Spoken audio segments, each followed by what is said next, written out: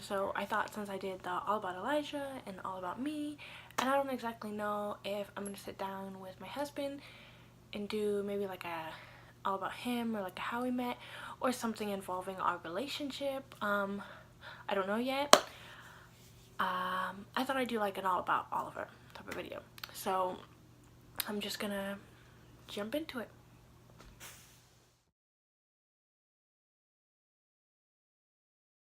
So Oliver was born July 16th, 2015.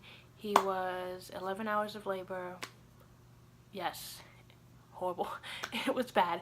I even chose to do all natural, so I like experienced it all, and really great birth control to do an all natural childbirth. Like, really great birth control for me, at least.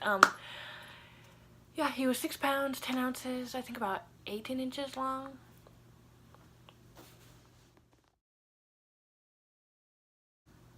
So it being June, his birthday is actually going to come up in a couple days. Yeah. It's like not even July 1st. It's like June 28th or something like, I don't know. I probably should read a calendar. But his birthday is July 16th. He's currently 28 pounds 38 inches. And we've already got his birthday party planned. He wants a Sesame Street birthday party. I'd say more Elmo, but he kind of wants to include Elmo, Cookie Monster, and Big Bird. So we're going to just do Sesame Street and just kind of focus on those couple characters. So yeah, he's gonna be 3. I can't believe it. Favorite food? Favorite food, let's see. He's not really too picky. He'll eat mostly anything. He does love carrots. I will catch him like constantly. He'll go in the fridge and he'll get, like, we have like these organic the little baby carrots, the little ones like this, and he'll just go in the fridge and he'll just come out and he's just chewing on a carrot. Like, he loves carrots, he loves broccoli. He's really my vegetable kid. Like, Elijah does not like a lot of vegetables, but Oliver, like, he will eat vegetables. Favorite drink? That's hard. We recently weaned him off breastfeeding. That was mostly his favorite drink. You know, a lot of breastfed babies are like, oh, give us boobies, boobies, boobies. But right now, I think his favorite drink, he's not a big fan of cow's milk, but he does like chocolate milk, water.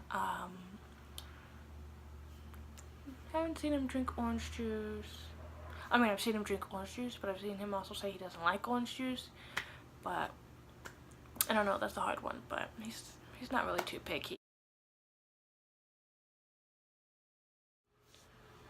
How is he doing talking wise? Talking wise, he's doing amazing, which honestly kind of surprises me, because Oliver from birth till like age 2 failed every single, like, if you have a kid, you know this, like, if you're a mom, you go to the pediatrician's office and they put like the little probes or whatnot in your child's ear, and they do like the hearing test, and they do it like the newborn one before the child leaves the hospital and all that.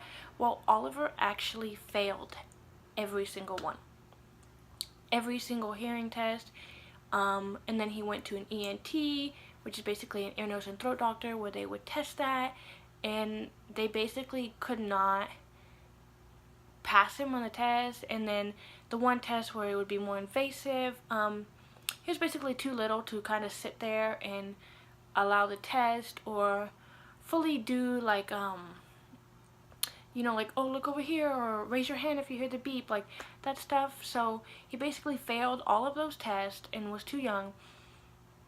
So we kind of thought he was hearing impaired. Like, we didn't know what was going on. We started teaching him sign language. He was 11 months old and just picking it up. He was signing more, and milk, and I love you, and mama, and like, I don't know, he wasn't hearing us or wanting to communicate with us or whatnot, but something was going on and we didn't know what it was. But now, when he was 2, he was old enough to where we were comfortable sedating him for what's called a sedated ABR. And I don't want to say I was honestly comfortable, because as a mother, it'll always scare you, but I knew that it had to be done, So we ended up going to the hospital and having a sedated ABR done, which basically they put a probe here and like here and like I don't really know where else because I wasn't allowed in the room. I basically was there until they sedated him and he fell asleep, and then they put the probes on him, and you know, of course I had like the IV in him, I think. Yeah, pretty sure they did. Oxygen, all that stuff. They basically just did what hospital stuff do. And it was like a 30-minute test. It was pretty fast actually, even though it felt like forever. They came out and they were like, you know, your son's not deaf, and I mean that was nice, but I wouldn't have cared either way.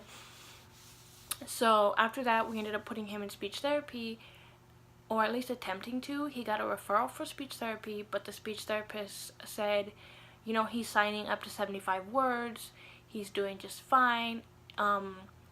Talking is talking, whether it's talking with your hands, talking with your mouth, talking English, talking Spanish, talking whatever, talking is talking, you know. So they were like, he doesn't need speech therapy, he'll progress on his own. So I was like, okay. She also said that she definitely knew that he would progress on his own because I'm a very attentive mother, and they basically observed me playing with him to the point that, like, so there was a book and I was like basically like, oh, look at the yellow dinosaur, just like basically really going into descriptive terms with my child and really, you know, engaging and interacting with him. So after that, I think it was like 4 or 5 months of him signing a lot and him starting to talk more, because he would say like mama, dada, bye, hi, you know, simple easy words that like 2-year-olds start to pick up on, but that was about it. And he would mostly whine, and maybe it's just like a lot of small people that do that, but I don't know. Now he is turning 3 in a couple days and he is just talk, and his talking is so good you would never notice, never ever notice that he had a speech, I don't want to say a speech delay, but that he was not, I guess, verbally communicating.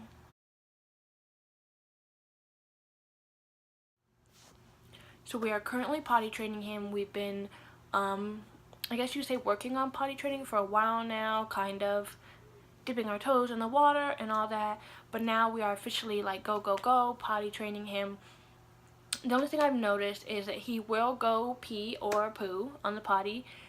He has been dealing with a bit of like severe constipation that we've been seeing a doctor about, and she said that we might want to start him on a laxative because we tried prune juice, we tried probiotics, or is it probiotics? I don't know. We tried yogurt, basically. I guess people say that's what it is. More fiber. We've tried a lot of stuff and it's just not working. He's just, wow. Mom life. He is just corked up.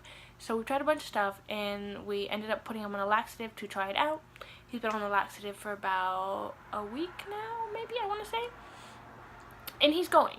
But the thing is, now that he's going, he's got a hard time holding it. So if I were to leave him naked, because my children require being like naked from the bottom down to actually say, Mom, I need to go potty, because if they wore underwear at this point in time in potty training, they just kind of didn't understand. They were like, well, something's there to catch it, so it's cool to go. So my children required to not have any big boy undies, no diapers, no nothing on. So if I leave him like that and he can't exactly, you know, say, hold on, Mr. Pooh, hold on, my poor carpet would be really abused.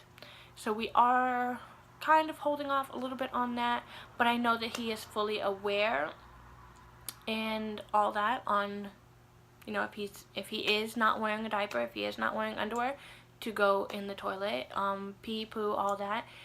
It's just a matter of the constipation holding us back, as well as I don't know how to get over the hump of him going in underwear. Like, I don't know how to get over that hump with him. I don't exactly remember how we got over that hump with my older son, but I know eventually we'll get there, and he's doing just fine.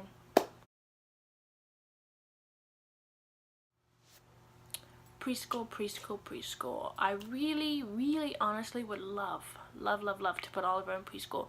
He is doing amazing, and I might just be a conceited mom, and I'm sorry if I seem like a conceited mom, but I love my kids. Okay. But so Oliver loves to watch programs like Leapfrog. There's a show called Baby Bum and Word Party, and he soaks it up. He's like this giant sponge, and like learning is like with the water, and you just put the sponge in there and he soaks it all up. He is sight reading the letters. Like he'll see a sign and say like stop, and he'll be like, that's the letter S, that's the letter T, that's the letter O, that's the letter P. Like he knows his letters by sight. He gets in the alphabet. He walks up and down the stairs, 1 2 3 4 5, just counting to like 20.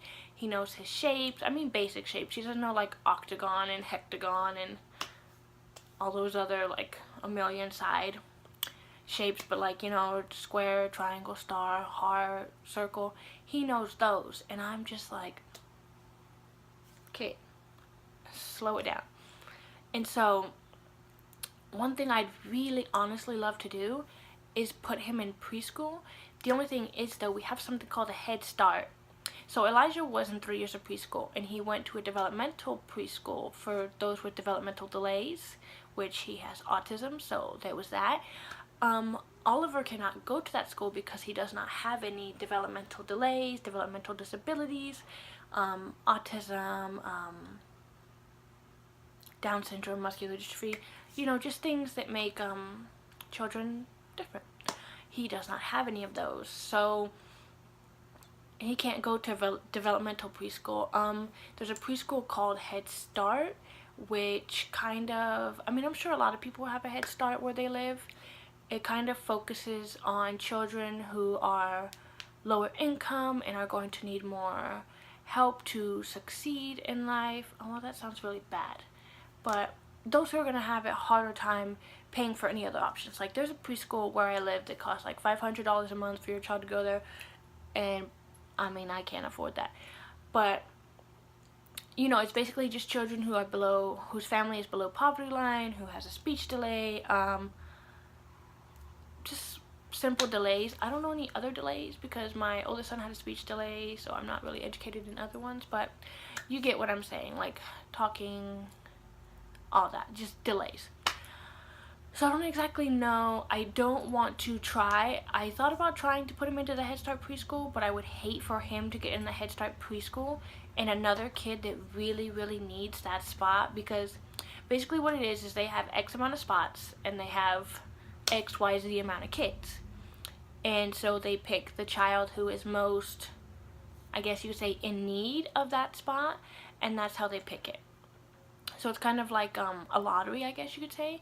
And I would hate for my child to get X spot, and this kid, like, honestly, this is the only hope for him. You know, his parents are really struggling with how to help him educationally wise. I would hate for my child to take that child's spot. So if my child doesn't really need it, I'm not going to put my child in that spot. I would do homeschool. I would do whatever, you know, we could do anything.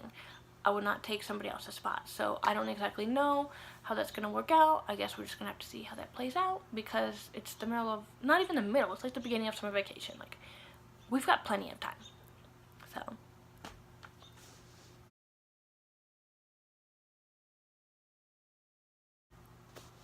So I thought I'd take a rough guess at some of the things Oliver loves to do. Of course, I'm not Oliver. I can't tell you exactly what he likes to do, but I don't think he knows exactly what he likes to do because he's 2. He'd like list everything. But some of the stuff that I've noticed Oliver loves to do is Oliver loves to go to the park. He likes to go for walks. He likes to shoot, what is it? So he like takes his brother's DS and he likes to play Kirby, and he loves Kirby, he loves Mario. And I typically don't like to let my kids have a lot of screen time, but I mean, I survived. We go outside, we do a lot of stuff. Like this morning we went on this big huge walk and we went to the park and he played for so long. I really did not mind him playing a little bit of Kirby right before lunch. Yeah, he likes to do typical kid stuff. He likes to jump off couches, furniture, stuff like that. So I think for now, that's about kind of all I wanted to touch base on with Oliver. But of course, I'll probably do an updated one once he turns 3. And we'll do like Oliver's 3rd birthday. We'll do some stuff for that. I mean, if there's anything you want to know, you could always just ask me. I made an Instagram, I made a Twitter so that people could socialize with me on there. I don't know. See you next time.